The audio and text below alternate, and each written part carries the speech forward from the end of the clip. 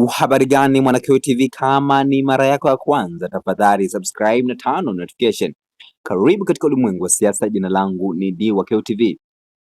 Makamu mwenyekiti wa chama cha demokrasia na maendeleo Chadema ambaye ni John Heche katika mtandao wa Twitter ameifananisha Tanzania na Zimbabwe kutokana na matamko ambayo yametolewa siku ya leo ya Jumuiya ya Nchi za Umoja wa Ulaya, ambapo wametoa tamko la pamoja kutaka serikali ya Tanzania kuzingatia uhuru wa kujieleza, uhuru wa kidini, lakini pia na miili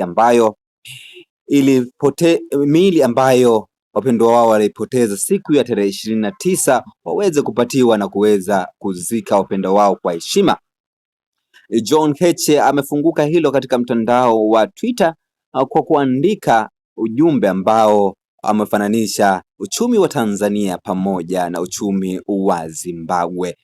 Pasi na kupoteza muda, na nukuu hichi ambacho ameandika John Heche katika mtandao wa Twitter, na nukuu: Zimbabwe ilishawahi kuwa nchi nzuri, kilimo bora, elimu na miundombinu bora sana Afrika.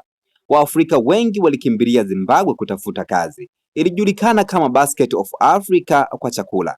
Viongozi wakakosa ushawishi, wakabaki madarakani kwa nguvu mtutu na ulaghai na kuambia watu kwamba mabeberu na ushenzi mwingine kama huo. Leo Zimbabwe watoto wanakufa kwa utapiamlo, nchi imekufa na hata sarafu yake haina. Imebaki genge la viongozi kufanya dili na Wachina. Utawala huo dhalimu unaweza kuifanya Tanzania ikawa kama Zimbabwe kama umma hautakuwa makini. Nchi hii ina matatizo mengi mno: ufisadi wa kutisha, rushwa, miundombinu mibovu na hafifu.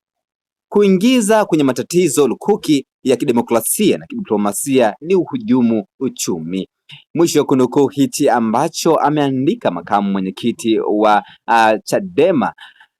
John Heche amesema kwamba Zimbabwe ilikuwa ni moja ya nchi ambayo ilikuwa ni nchi nzuri sana barani Afrika, na ilisifika kwamba ilikuwa na kilimo bora, elimu na miundombinu bora sana Afrika, na watu wengi sana walipenda kwenda Zimbabwe kwa ajili ya kutafuta maisha. Lakini kwa sasa Zimbabwe imeshuka sana kiuchumi, na viongozi baada ya kukosa ushawishi na wakabaki madarakani kwa nguvu na kwa kutumia mtutu na uragai, sasa hivi Zimbabwe imetumbukia katika udhalimu mkubwa sana na uchumi wake umeshuka, na sasa hivi Zimbabwe imekuwa ni moja ya nchi ambazo zina uchumi duni barani Afrika. Una maoni gani kwa hichi ambacho ameandika John Heche katika mtandao wa Twitter? Tafadhali shusha maoni yako katika sehemu ya comment section. Jina langu ni Dwakeo TV. Tena wakati ujao katika masuala ya kisiasa. Bye bye.